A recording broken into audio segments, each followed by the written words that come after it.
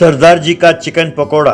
भीमावरम नाम के गांव में देवरूप सिंह नाम के सरदार जी चिकन पकोड़ा बेचते हुए गुजारा कर रहा था, क्योंकि उसके पकोड़े बहुत स्वादिष्ट होते थे और सेहत के लिए भी अच्छे और दाम भी ठीक ठाक थे, इसीलिए बच्चों को भी बहुत पसंद था। इस तरह सब गांव वाले उसी के पास आकर चिकन पकोड़ा खरीद कर खाते थे।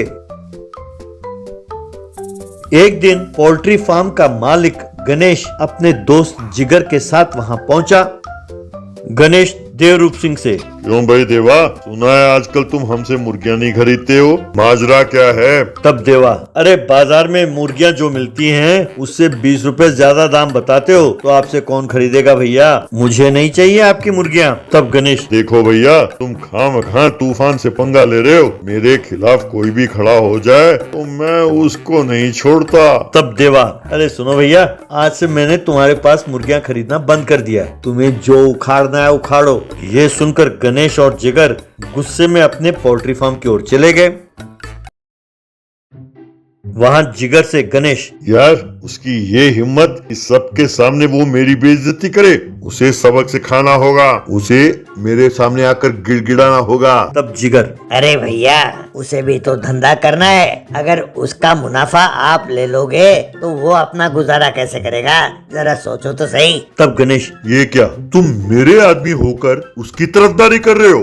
क्यों, तुम्हें ये नौकरी नहीं चाहिए? तब जिगर अपने मन में, ये एक बड़ा कमीना है, इसे नसीहत देने का कोई फायदा नहीं है, ऐसे ही गलत काम करता रहता है और बाद में बहुत बड़ा नुकसान उठाता है। यूं सोचा। अब गणेश जिगर से, अरे जिगर, मेरे दिमाग में बहुत बढ़िया आइडिया आया है। वो देवा का छोटा भाई है ना, नालायक सरदार, उसे उकसाते हैं, देवा के ठेले के सामने ही सेंटर में उसका एक चिकन पकोड़े के ठेला लगवाते हैं, उसे हम सस्ते दामों में चिकन देंगे, पर इस सरदार का दुकान जरूर बंद कराएंगे। क्यों, क्या कहते हो? तब जिगर, अरे भैया, अगर दाम कम करना है तो वही दाम कम करके देवा को चिकन दे सकते हो ना भाई, हमारा भी अच्छा धंधा होगा और टाइम टू टाइम वो पैसे भी दे देता है। गणेश, अरे जा चुप हो जा, यूं बोलेगा जैसे सब कुछ पता है इसे, हैं? पहले चलो हम उसके भाई के पास जाते हैं। यूं गणेश सरदार के पास गया, जो अपने दोस्तों के साथ एक जगह दारू पी रहा था। वहां गणेश ने सरदार जी को अपना पकोड़ा सेंटर खोलने के प्लान के बारे में सब कुछ बताया। ये सुनकर सरदार, अरे वाह, ये तो आइडिया बहुत बढ़िया भैया, आप तो भगवान के रूप में आए हो। मैं भी बहुत दिनों से इसी ताक में बैठा था कि कब मैं अपने भाई को शिकस्त करूं, पर क्योंकि गांव वालों को उसके बनाए हुए पकोड़ों का स्वाद बहुत अच्छा लगता था, मैं समझ नहीं पाया कि क्या करूं, और मेरा सारा परिवार उसकी प्रशंसा करते हैं और मुझे निकम्मा कहते हैं। तब गणेश, अरे इतना ना सोचो भैया, ये तो सिर्फ चिकन पकोड़े हैं ना, इसमें क्या होता है, बस चिकन के पीस, मसाले, नमक, मिर्ची, गरम मसाला, अंडे, कॉर्नफ्लोर, बस। सुनो, 1 महीने के लिए हम कम दाम में चिकन पकोड़े बनाकर बेचें तो लोगों को उसकी आदत पड़ जाएगी, बस तुम्हारा भाई दुकान बंद करके चला जाएगा। ऐसा करने के लिए तुम्हें किन चीजों की जरूरत है, जरा मुझे बताओ, मैं प्रबंध कर दूंगा। कहकर चला गया। अगले दिन देवा के दुकान के सामने ही सरदार ने भी चिकन पकोड़े की दुकान खोला।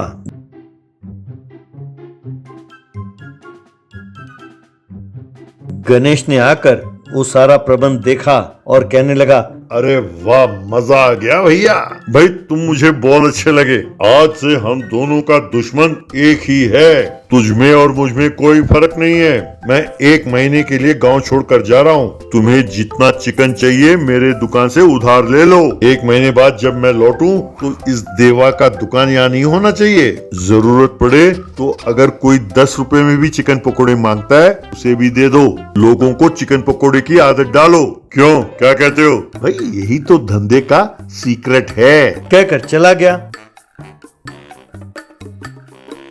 अब गणेश की बातों को सरदार ने ठीक से नहीं समझा और वो 1 प्लेट पकोड़े 10 रुपए में बेचने लगा।